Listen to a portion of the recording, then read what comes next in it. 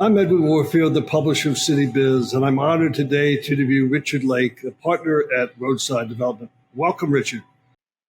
Thank you, Edwin. Pleasure to be here today. Can you provide an introduction to Roadside Development, where you are today?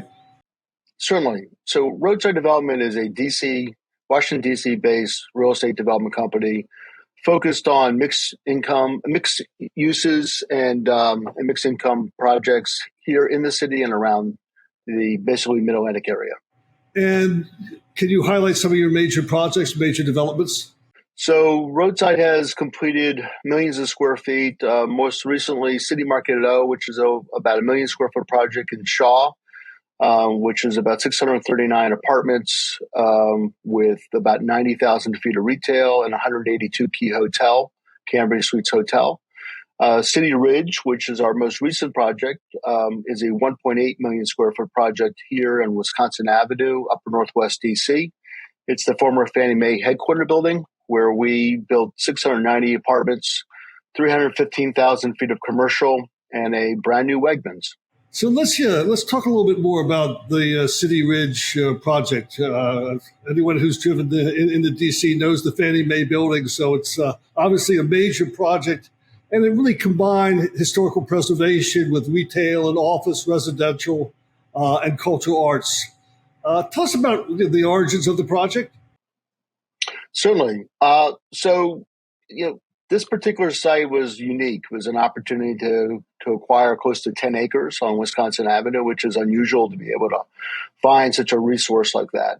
I grew up in the area. My father had a restaurant 3 blocks to the south. So literally I drove by the site my entire life. And as you said, everyone saw this building as an iconic structure. So when we were fortunate enough to acquire the property with our partners, North American Saccasili House from Fannie Mae, our first move was to reach out to the community and let them know that we love this building as much as they did. We saw it as an iconic piece to the overall community and the fabric of the community. And so we wanted to give them comfort that we were going to preserve it and treat it as such. And we've done a fair amount of historic adaptive reuses projects here in the city and around. And so we were very comfortable designating this property historic ourselves. And so what was your vision for the project? So I wanted to create an atmosphere that provided something that was multidimensional. Forever, it was a one-dimensional asset. It was an office building with a parking garage behind. And Fannie Mae was leaving the neighborhoods. They're basically taking 3,000 jobs away from this particular part of the city. And we wanted to bring something that was going to bring back energy and activity and activation. And we tried for many years to try to find a site for Wegmans. This is our 4th Wegmans deal. We've been working with them for a while to find another site in the city that would work for them. And when this site came available, they were our first call. So really the goal was to work around their needs to try to accommodate what they needed to bring, what they needed the site to be able to offer for themselves and their customers and their experience. And then we basically grew from there. We really wanted to create a village. We wanted to create something that was intimate, interesting, something that was different than you typically would find in a Washington urban setting. And who are some of your key tenants? So International Baccalaureate leased the prime building from the old Fannie Mae building. So they took about 100,000 square feet. Cava moved their headquarters here, about 20,000 feet. Industrious took 40,000 feet. Equinox took 30,000 feet. KinderCare took 15,000 feet. And then we have a handful of restaurants. Michael Mina is going to open up his first Italian concept here and also open up our pool club. Taco Bama, King Street Oysters, Tate Bakery, and First American Bank round us out. So talk about a little bit about your partners on the City Ridge development, North American's Saccasili partners. So Nash is their wholly owned subsidiary that expands their investments in the United States and big part of their international investments. Saccasili House is one of the largest home builders in the world. I think they are the largest home builder in Asia. They're a publicly traded company out of Osaka, Japan, focused on creating quality through housing.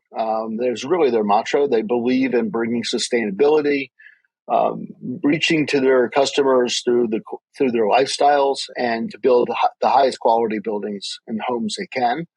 So they made a key investment with us on purchasing the property and supported our vision all the way through. And let's talk about some of your other developments. Stonebridge at Potomac Town Center. Tell us about that project. So Stonebridge was a partnership with BlackRock, their diamond fund. We purchased the 100 acres site from Mills as they were unwinding, and right prior to them selling their company to Simon. Wegmans was a key tenant in that project. So we built a 500,000 square foot town center, 300 residential units. And we created basically this town center out of this 100-acre site. It required a 42-foot tall retaining wall, required 2 major bridges to cross over streams, a lot of infrastructure improvements. And we leased the property all the way through to its completion, and then we sold that with BlackRock a number of years ago. And so are there any other roadside development projects that you'd like to highlight going back in time? Obviously, those are more recent projects, but are there any other projects in the beginning that you want to talk about? So the first project that got us into mixed use was City Line at Tenley, which is about a half a mile north of City Ridge. It's the former Sears department store that Heckingers bought and converted to a Heckingers store. We bought this property out of bankruptcy. Our partners were Madison Marquette. They provided the capital. We did the development. We originally purchased the building for its retail because it was a 92,000 square foot footprint on Wisconsin Avenue, sitting on top of a metro station. We quickly figured out how to unlock the real estate by reinforcing the footers in the basement, and enabled us to basically add 4 stories of residential, unlocked about 240,000 feet of FAR on the site. And that was also a National Historic Landmark. So we had to work through the process with the city and historic preservation. And not only was it widely successful, it was also heralded as a wonderful way to adaptively reuse a building. We put a Best Buy and a Container Store in retail, and we put a hardware store in the basement. And it's done extraordinarily well. Best Buy, that was 17 years ago. Best Buy just left and Target replaced them. So the real estate still is proving itself to be very valuable. So let's talk a little bit about your career in real estate. You started at Smithy Braden Encore International, and then you founded the retail group, and then you led the Madison Retail Group. Yeah, talk about your career prior to starting roadside development. Sure. So I got out of college, I went to Boston University, grew up here, but I went away to school, came home, wanted to get into real estate. So got an opportunity to work for Smithy Braden, Jim Eichberg, just the most amazing person you can learn under. Just was one of the most dynamic, thoughtful, caring human beings in the real estate industry here in DC. Unfortunately, he left us way too soon. So like others, I got the benefit of really being in a great fertile ground to learning the industry and the marketplace. I got hired to basically help with their retail leasing, which they had none, really. They didn't really do much retail leasing, so I basically had to create that myself. My partner, Armin Spikel, who hired me out of college, he and I started doing sales of shopping centers, him primarily selling, me trying to lease them. And then I slowly started to break in and get new listings. And actually, one of my partners, Todd Weiss here at Roadside, was one of my earliest clients. And he worked with a company called Anna Group and was building a shopping center that I leased for him. And then eventually it kind of just grew. We started to represent a lot of landlords, Atlantic Realty, Toll Brothers, some major retail developers, pretty much any retail that had a ground floor or grocery store anchored. We were one of the first calls. We've done about 20 some odd grocery stores in our career. And then we grew into a very large tenant rep business some of my partners did. Eric Rubin, Mike Pratt, to name a few, Scott Thiel. These are all guys that I knew in the industry. We kind of came together and we created the retail group, and Jim Eichberg at Smithy allowed us to create it there. And then Jim wanted to sell Smithy because he was getting close to his time that wanted to leave. And we didn't really want to go with the sale. So we went off to Madison Marquette and we created a Madison Retail Group, which Madison Marquette was one of our clients.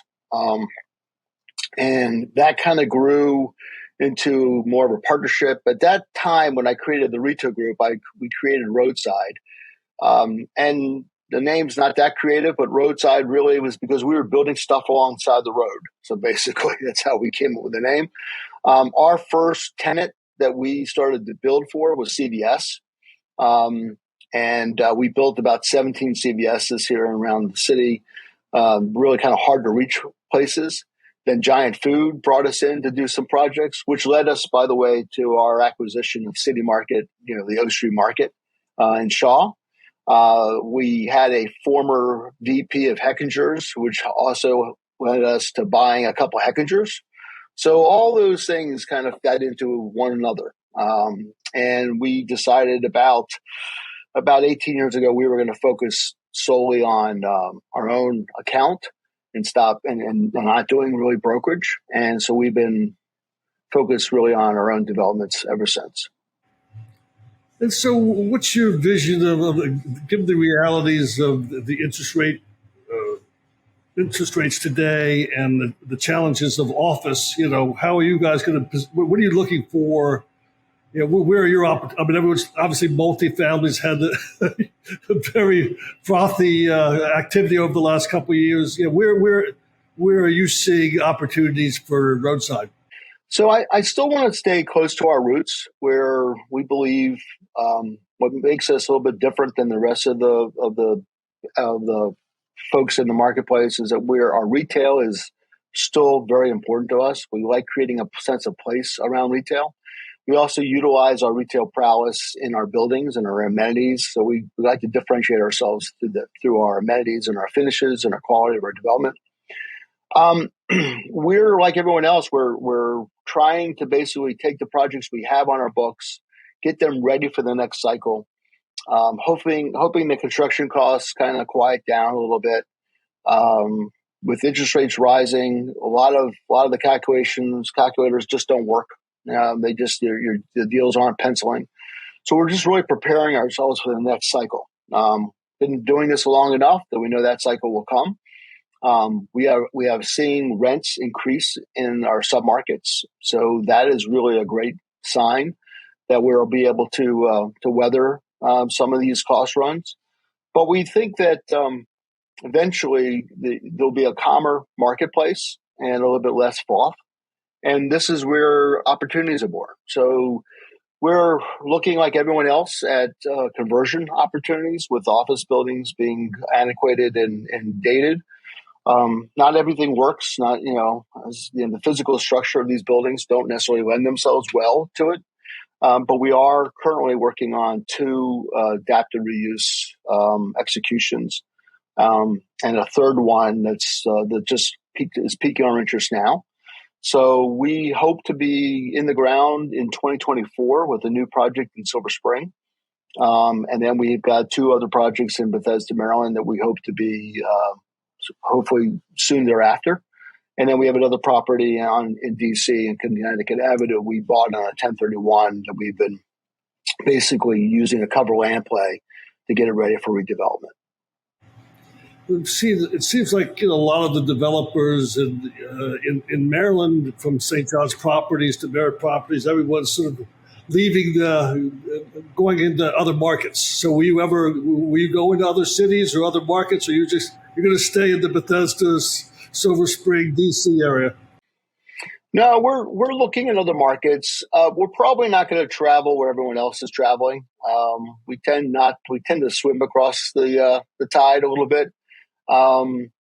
Everyone kind of going down to the Carolinas. We see that as I kind of think that that's going to be a bloodbath.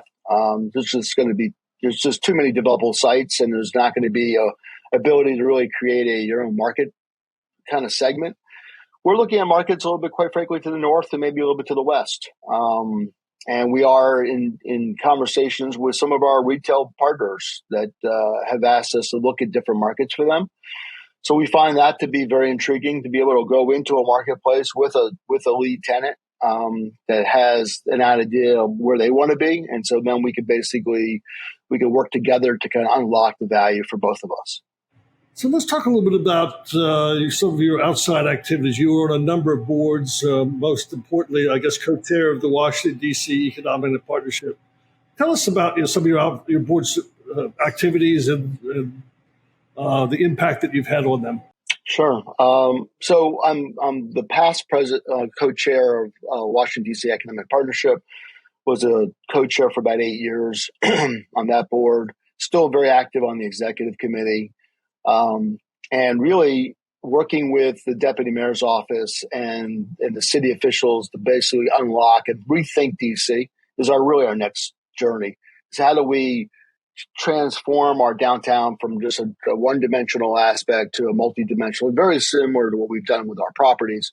And really that's been our focus, is to try to bring more energy back to DC and hopefully bring calmer heads in how we think about real estate in Washington.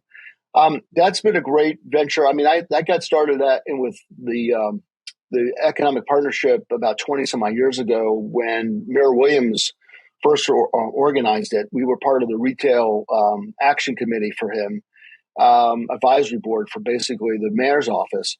And for the longest time, we couldn't get retailers to focus on DC. So our company actually provided the research and the thought process on how to go after retail in the metropolitan area. So being a DC-based company, being focused on retail, that was a perfect fit. I've also been the past president of Iona, which is a senior service center up here in upper Northwest DC. They just opened up another center in Ward 7, focusing on caregivers and folks that are having difficulties through their aging process and helping them age in place. So that's been very important to me. I'm also currently the president of the DCBIA, which is a building industry leader, talking about trends and what regulations and legislation and trying to basically keep the city on the right path, which is not always easy.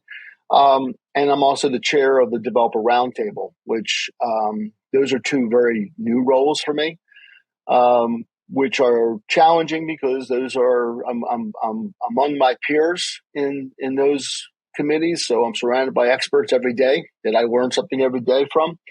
And it's just been a wonderful experience to be able to work with some of the best developers in the marketplace, quite frankly, and some national developers, and really kind of learn from them.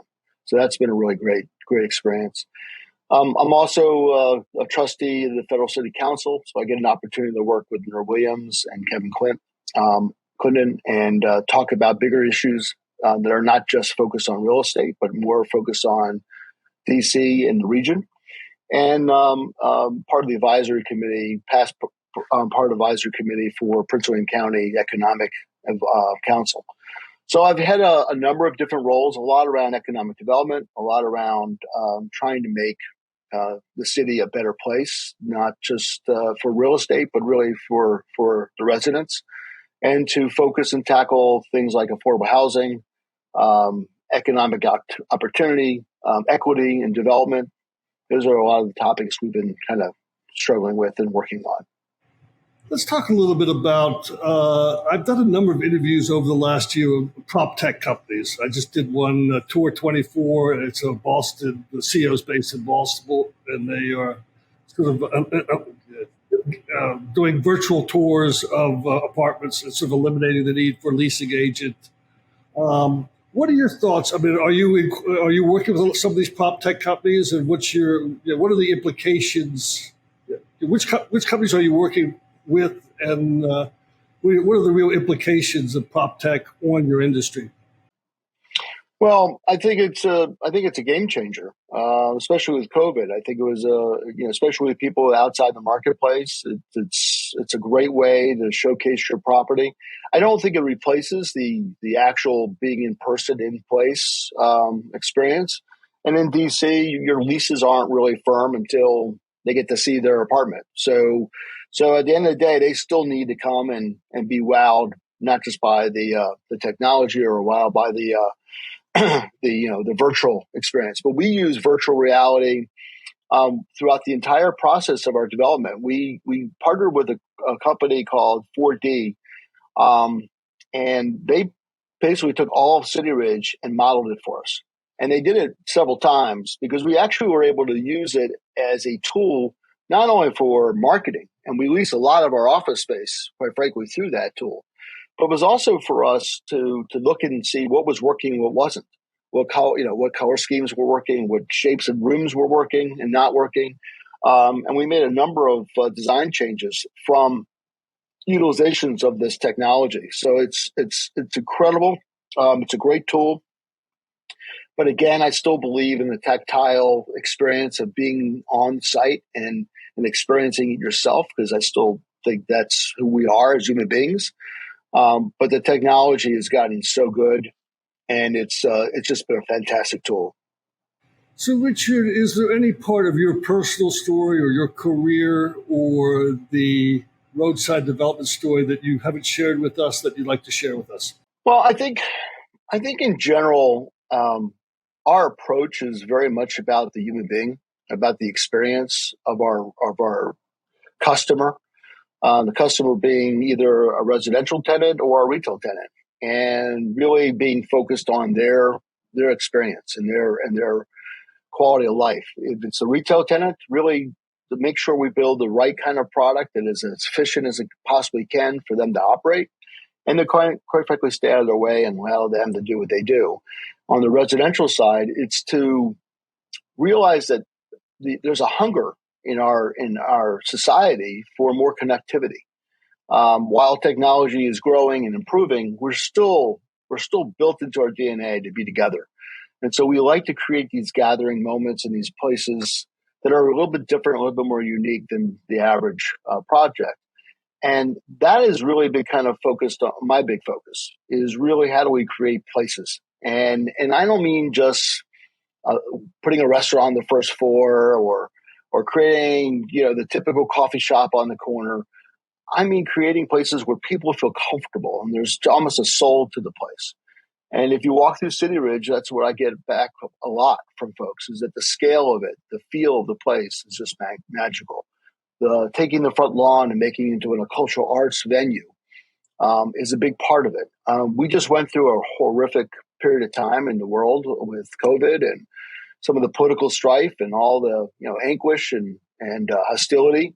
And so when we were doing our public art piece, worked with a local artist, Zach Oxman, I wanted to create something that was more like giving a hug. I felt like the world could use a little hug. So he developed this magnificent sculpture, which is a hand holding a sapling, and it's called Nurture. And it's really based on providing a nurturing touch to our society. And I think that's a little bit different than our typical development. That's not part of our development makeup, but it's part of who we are and what we do and what we believe our mission is when we work in a neighborhood. Our belief is we're here for a very short moment of time, and our work speaks volumes well beyond our lifespan. And so we need to do our best work and leave the place in a better place than we found it. Well, Richard, I want to thank you for sharing your history, your projects, and your vision for the future. I look forward to heading down to City Ridge in the coming months and seeing your project there, because I'm driven by it's the predecessor building many times. So I look forward to visiting that, and I look forward to hearing about your new projects that are on the horizon. Thank you for your time. Great. Thank you, and love to give you a tour.